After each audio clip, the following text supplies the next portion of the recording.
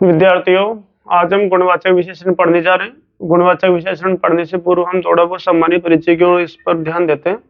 गुणवाचक यानी गुण दोष के आधार पर विशेषता बताई जाएगी। हमें पहले से ज्ञान है, ये तो पता है। इतनी सी बात तो हम जब कोई व्यक्ति, कोई प्राणी, कोई वस्तु, उसके गुण और दोष को आधार मानकर उसकी विशेषता बताई जाती है। राम ईमानदार लड़का है, लड़के की विशेषता ईमानदार है, तो राम बेईमान भी हो सकता। हमारी को यहाँ पर गुणी ग्रहण नहीं करनी, उसकी अच्छाई अच्छाई नहीं देखनी।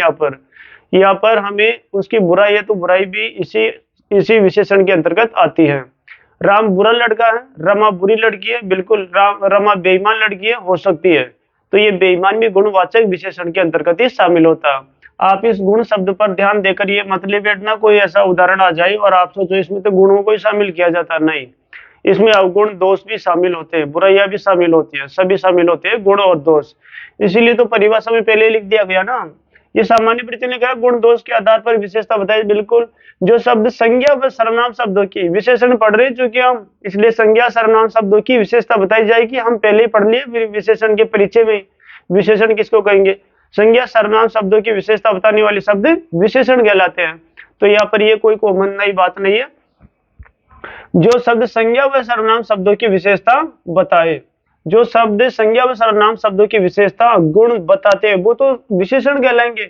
अब हम इसका पहला प्रकार पढ़ रहे गुणवाचक। तो गुणवाचक जो शब्द संज्ञा व सर्वनाम शब्दों की विशेषता गुण दोष आकार प्रकार रंग रूप स्थिति, है ना, दशा बोध स्वभाव दशा गंध स्वाद आदि के आधार पर बताते हैं, तो वो क्या कहलाते हैं? गुणवाचक विशेषण के अंतर्गत आते हैं। ये परिभाषा विद्यार्थियों आप इसको पढ़ लोगे, इसको देख लोगे। अब ये इतनी जो शब्द मैंने लिए हैं, ये अभी तो मैंने यहाँ पर आदि लिखा, और भी कई शब्द आते हैं इसलिए आदि लिखा यहाँ पर, लेकिन ये जो शब्द लिए इन्हीं का वर्णन नीचे दिया गया किस प्रकार से होते हैं। आइए विद्यार्थियों, हम चलते गुणबोधक, गुणों का बोध कराने वाले शब्द किस प्रकार से प्रयुक्त होते हैं। चलिए देखो, गुण अच्छा बुरा। राम अच्छा लड़का है, मैंने यहाँ पर मूल शब्द ही लिख दिया विशेषण का, क्योंकि मैं इतनों का उदाहरण यहाँ बोर्ड पर नहीं लिखकर आपके सामने प्रस्तुत कर सकता, इसलिए मैंने इनके अभी एक उदाहरण इसका बन जाएगा, एक वाक्य, फिर एक इसका, फिर एक इसका, एक इसका, एक इसका, तो इसी के कितने बन गए? 5 वाक्य तो इसी के बन गए। फिर इनके अंदर भी और पढ़े तो इतने उदाहरण बनाना, यहाँ पर लिखना असंभव बात है। इसलिए मैंने यहाँ पर मुख्य विशेषण शब्द को ही प्रयोग कर दिया, और बाकी हम मौखिक तौर पर इनको एक बार पढ़ लेते हैं, समझ लेते हैं। बताइए, राम अच्छा लड़का है, तो ये अच्छा शब्द काम आ गया। लड़के की विशेषता अच्छा। भला, वह भला आदमी था।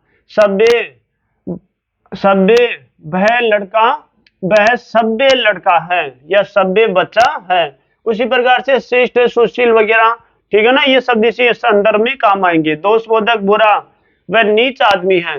नीच, वह बुरा आदमी है। अधम, पापी, आलसी, असभ्य, इसी संदर्भ में हम प्रयोग कर लेते हैं इनको। ये रंग बोधक है। काला, काला रंग, रंग वैसे संज्ञा शब्द है, तो रंग, रंग कैसा? काला, हरा, सफेद, नीला, जो भी है। इस प्रकार से ये शब्द हमारे को विशेषण के रूप में प्रयुक्त किए गए, यहाँ पर जो विशेषता बता रहे किसी न किसी संज्ञा शब्द की। ये काल बोधक, काल यानी समय के अनुसार, समय के अनुसार भी वही कई शब्द आते हैं विद्यार्थियों, आप ध्यान रखो। इनके आधार पर ही शब्द आते हैं विशेषण सूचक शब्द। हम कहने में एक शब्द में कह देते हैं जो शब्द संज्ञा सर्वनाम की गुण दोष के आधार पर विशेषता बताते हैं, बात खत्म। से नहीं भाई, गुण दोष से नहीं आती, उसके अंतर्गत बहुत सारी चीजें आती हैं, आपके सामने बोर्ड पर लिख रखा है।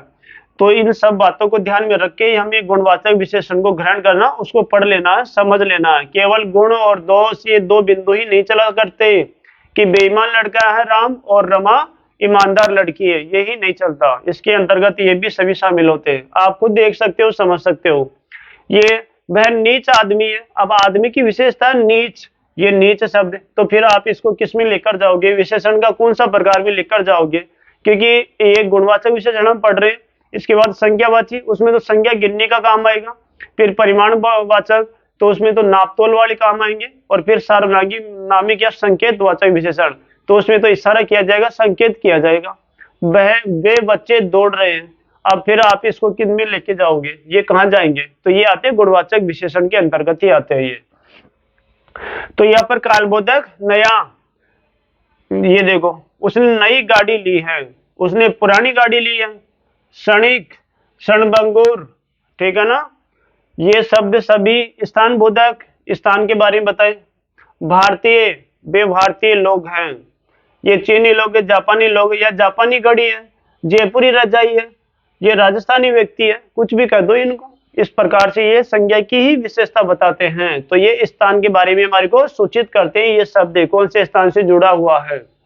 गंधबोधक, अगर गंध भी आती है हमारे को कई बार, सुगंधित फूल, बदबूदार हवा, दूषित जल, ऐसे वैसे आते गंध, दूषित में ये इसमें गंधबोधक में खुशबूदार, बदबूदार, सुगंधित, ठीक है ना, सुगंधित हवा ऐसी आती रहती है। तो इनका ध्यान रखना, ये इसी के अंतर्गत आते हैं गंधबोधक। दिशाबोधक, दिशाओं का ज्ञान कराए, पश्चिमी दिशा, पूर्वी दिशा, उसी प्रकार उत्तरी दिशा या प्राची, पश्चिमी दिशा, दक्षिणी दिशा, ये दिशा वगैरह सब क्या है, संज्ञा शब्द है। तो ये पूर्वी ये बन जाएंगे इनके विशेषण सूचक शब्द है, ये विशेषता बताते हैं कौन सी दिशा की ओर है। अवस्था बोधक, अवस्था कैसी है, अवस्था मतलब सूखा है, गीला है, कैसा क्या है, वो अवस्था बोधक। देखिए चलते हैं, ये 8वां प्रकार जो अवस्था बोधक का, गीला, सूखा, जला हुआ, बुझा हुआ, ठीक है ना। गीली लकड़ी, ये गीली लकड़ी, लकड़ी की विशेषता गीली, सूखी लकड़ी, सूखी लकड़ी, ये इसकी सूखी की विशेषता है। ये जला हुआ, बुझा हुआ दीप, जला हुआ दीपक, बुझा हुआ दीपक, जो भी है हम इनकी विशेषता बता सकते हैं इन शब्दों के जरिए। दशा बोधक, दशा स्थिति, मतलब स्थिति कैसी है, स्वस्थ है, रोगी है, बीमार है, कैसा क्या है। ये रोगी, रोगी व्यक्ति, ठीक है, हम बोल सकते हैं, बिल्कुल बोलते हैं रोगी व्यक्ति, स्वस्थ आदमी, बीमार व्यक्ति, अमीर आदमी, दुखी व्यक्ति, सुखी व्यक्ति, जो भी है, अमीर गरीब जो भी है, चलता रहता। तो ये क्या हमारे पास स्थिति बोधक, दशा का बोध कराने वाली, इसको स्थिति भी बोल सकता हूं मैं यहाँ पर, मुझे कोई आपत्ति नहीं है, क्योंकि ये इसी का समानार्थी शब्द है। आकार बोधक, आकार के अनुसार भी गुणवाचक विशेषण, मतलब व्यक्ति और वस्तुओं की विशेषता बताई जाती है। आकार, कोई चीज बड़ी है, कोई मोटी है, कोई चीज छोटी है, किसी भी प्रकार, कोई आदमी छोटा, बड़ा, मोटा, कैसा भी हो सकता है। तो ये सभी शब्द उसी की ओर संकेत करते हैं। ये आकार बोधक सब शब्द है सारे सारे। टेबिल, एक बड़ी सी टेबिल, एक बड़ी टेबिल, बड़ा सा चौक, इसी प्रकार से मोटा आदमी, कई बातें होती है।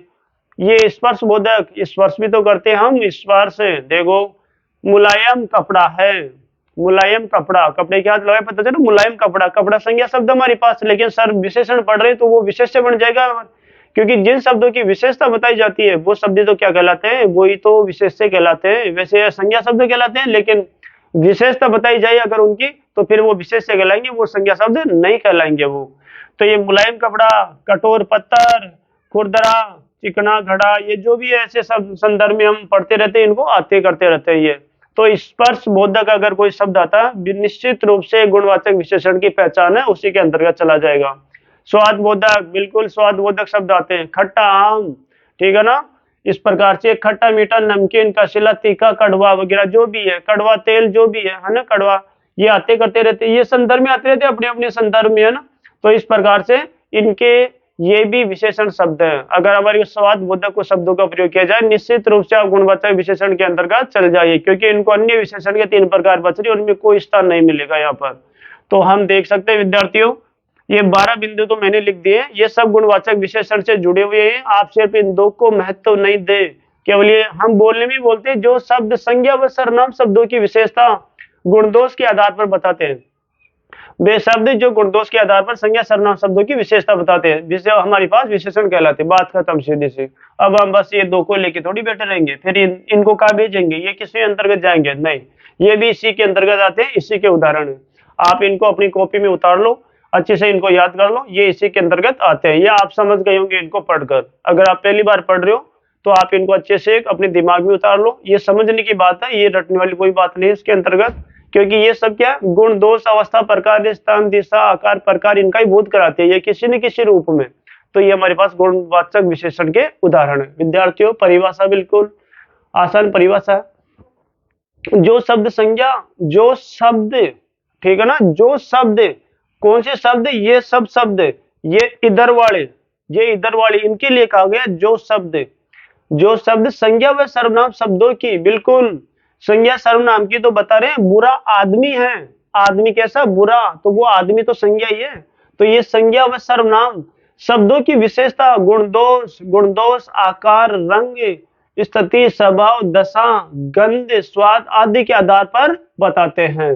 तो यहाँ वो क्या कहलाते हैं, हमारे पास गुणवाचक विशेषण कहलाते हैं। बिल्कुल आदि लिखा मैंने, क्योंकि मैं इतनों को तो मैं भी नहीं लिख सकता यहाँ परिभाषा के तौर पर, और वो थोड़ी अव्यवस्थित बन जाती है। हमारे को ध्यान देना, इस पर समझ लेना आवश्यक है बस। इस प्रकार से विद्यार्थियों, ये आपका गुणवाचक जो विशेषण है वो समाप्त होता है। अगला वीडियो जो है वो संख्यावाचक विशेषण का रहेगा, और मैं आपके सामने जल्दी उसको प्रस्तुत कर दूंगा।